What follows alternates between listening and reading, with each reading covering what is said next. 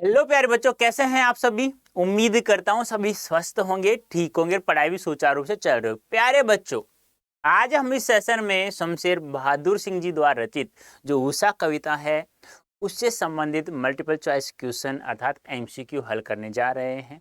क्योंकि हम लोगों ने जीवन परिचय, कविता का सार और आपके सब्जेक्टिव क्वेश्चंस के बारे में हम लोगों ने चर्चा कर चुके हैं।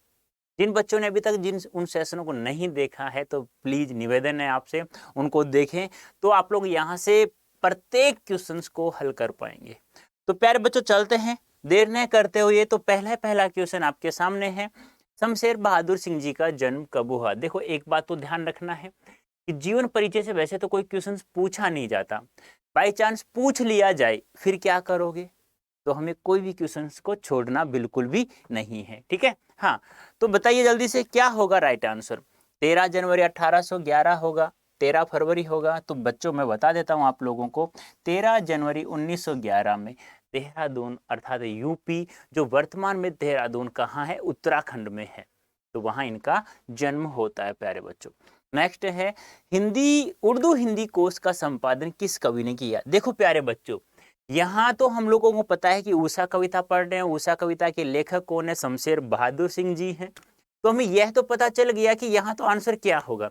लेकिन बाई चांस यही क्वेश्चन हमारे एग्जाम में आ जाता है तो वहाँ तो चैप्टर भी क्या है, हमारे बहुत सारे चैप्टर हैं, अब वहां से पूछ लिया जाता है, फिर हमारे लिए बहुत ही महत्वपूर्ण क्वेश्चंस बन जाता है। तो प्यारे बच्चों गलती नहीं करेंगे आप लोग।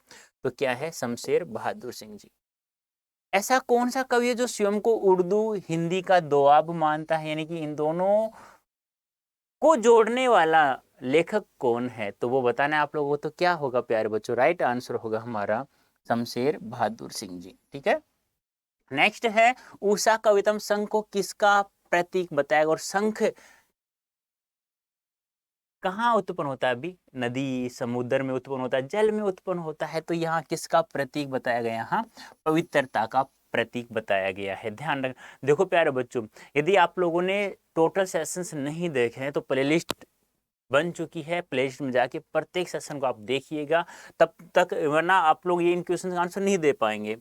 नेक्स्ट है, शमशेर बहादुर सिंह कविता एक संधि स्थल पर खड़ी है, यानी कि एक संधि स्थल क्या होता है, एक ऐसा स्थान जहां पर दो वस्तुओं को या दो वस्तुओं को जोड़ने वाला, दो स्थानों को जोड़ने वाला होता है, उस शब्द को संधि कहा जाता है।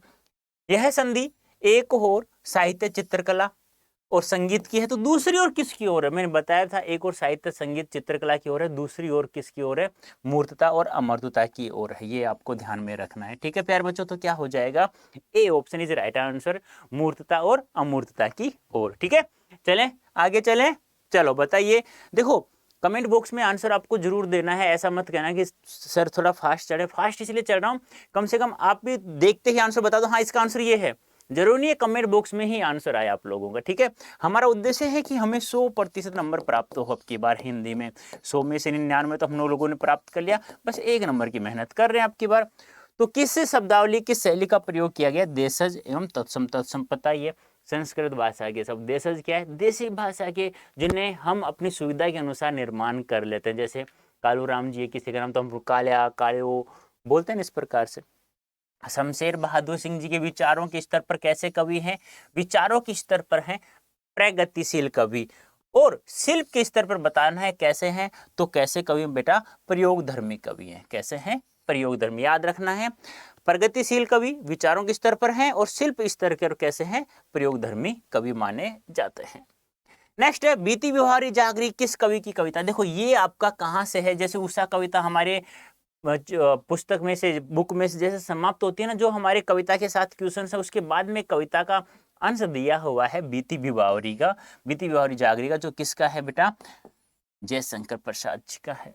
नेक्स्ट है, बावरा अहेरी किस कवि की कविता। यह कविता भी वहीं दी हुई है जहां पर हमारे बीती बिहारी जागरी कविता दी हुई है प्यारे बच्चों। कुछ शब्द कुछ अंश हमारे वहां अज्ञे द्वारा रचित बावरा अहेरी कविता के कुछ अंश भी वहां दिए हुए। तो पूछा जाए आप लोगों से, बावरा अहेरी किस कवि की कविता है, तो ध्यान रखना सच्चिदानंद हीरानंद वात्स्यायन आगे की कविता है प्यारे बच्चों।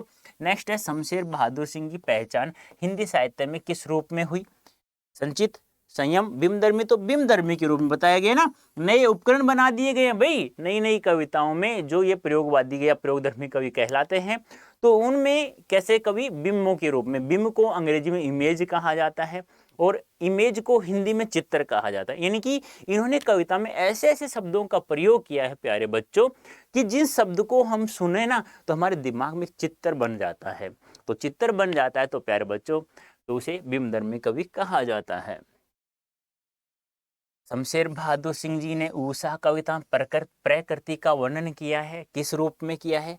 सूर्योदय के उपरांत, उपरांत होता है बाद में, सूर्योदय से पूर्व यानी पहले, अर्धरात्रि, अर्धरात्रि तो है नहीं, तो सूर्योदय से पूर्व यानी सूर्योदय से पहले का प्रकृति में हर पल परिवर्तित रूप को दिखाया गया है ग्रामीण चित्र शैली के अंतर्गत।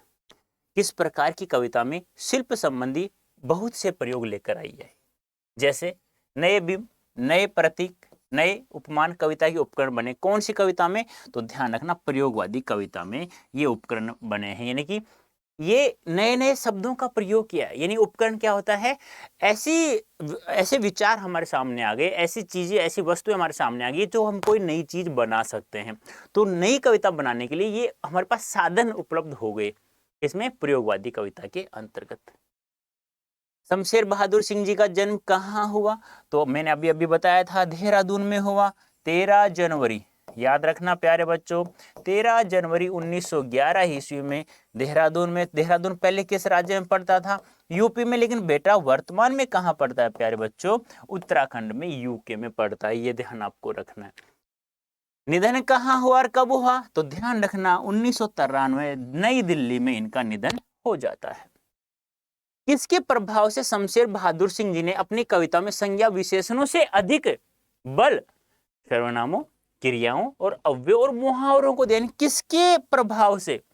किसके प्रभाव से? बताइए जल्दी से क्या होगा आंसर? तो ध्यान रखना आंसर होगा उर्दू शायरी के प्रभाव से इन्होंने ज्यादा बल सर्वनामों, क्रियाओं, अव्ययों और मुहावरों को दिया, संज्ञा और विशेषण के अतिरिक्त। ये ध्यान आपको कि संज्ञा विशेषण से अधिक बल इनके ऊपर उन्होंने दिया है। अब पूछा जाए आपसे कि प्रयोगवाद का प्रारंभ कब हुआ? तो कब हुआ प्यारे बच्चों? 1943 यानी कि 1943 में प्रयोगवाद का प्रारंभ होता है। उषा कविता में आकाश को किसके समान बताया गया? तो आकाश को नीले संख के समान, नभ शब्द आया था ना वहां पर, तो नीले संख के समान, यहाँ संख के समान दिया हुआ है तो कोई बात नहीं है, नीला और विशेषण लगा देंगे तो नीला संख हो जाएगा। ठीक है, नेक्स्ट है शमशेर बहादुर सिंह जी की रचनाओं के बारे में सत्य कथन कौन सा है? तो कौन सा कथन है? कुछ कविताएं, कुछ और कविताएं, चुका भी नहीं हूं मैं, उपयुक्त सभी। तो क्या होगा प्यारे बच्चों? इसी में का आंसर हो जाएगा उपयुक्त, यानी दोनों कविताएं, कुछ कविताएं भी हैं, कुछ और कविताएं भी, चुका भी नहीं हूं मैं, यह भी उनकी कविता है। ठीक है, नेक्स्ट है प्यारे बच्चों, शमशेर बहादुर सिंह जी द्वारा लिखित कविता उषा में आए कठिन शब्दार्थों के बारे में सही विकल्प नहीं। यानी कि देखो, उषा कविता हम लोगों ने पढ़ ली जिसमें सूर्योदय से पहले का प्रकृति में हर पल परिवर्तित रूप को दिखाया गया, जिसमें ग्रामीण जीवन शैली, जिसे हम लोग आंचलिक कह सकते हैं। ठीक है, अब इसमें कुछ शब्द दिए गए हैं, उनमें से एक शब्द का अर्थ गलत है और 3 का सही है, तो वो हमें छांटना है गलत कौन सा है। गोर, गोरा, सिल, चट्टान, यानी कि मिर्च पीसने का सिलावट अपन बोलते हैं, गांव में पत्थर होता है जो मसाला पीस, चौका, ये भी सही है। तो यहाँ पे गलत क्या हो जाएगा? झिलमिल हो जाएगा, इसका दूसरा नहीं होता। याद है, नीले जल में झिलमिलाती हुई गोरे बदन की स्त्री, याद है आप लोगों को? हिलती हुई नजर आ रही है, तो क्या हो जाएगा? झिलमिलाना, हिलना। हमारी पाठ्य पुस्तक आरो भाग 2 में शमशेर बहादुर सिंह जी की कौन सी कविता शामिल है? तो पता है आप लोगों को कौन सी कविता है शमशेर बहादुर सिंह जी की? उषा कविता शामिल है।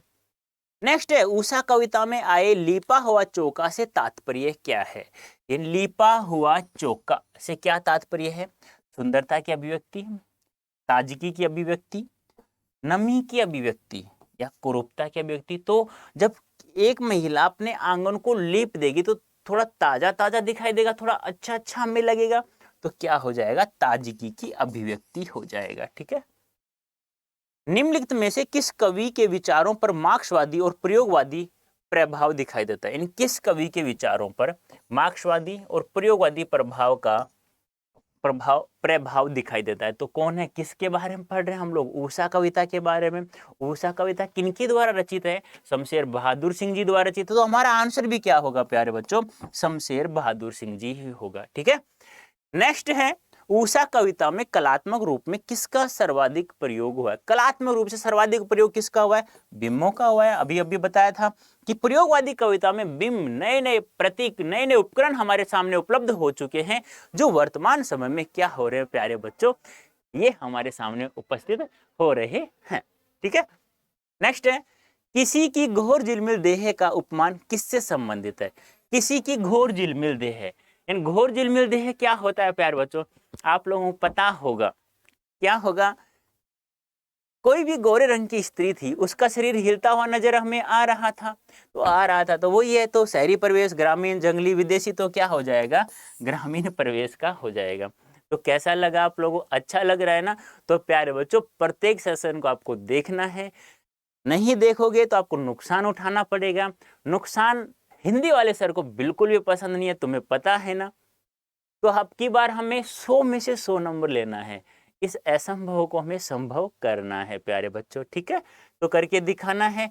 तो कैसी लगी आज की क्लास, अच्छी लगी है। तो प्यारे बच्चों, ये देखो, ये कोड दिख रहा है आपको, यूज कोड Y323, ये कहाँ यूज करना है हमें, अभी मैं आपको बता देता हूँ।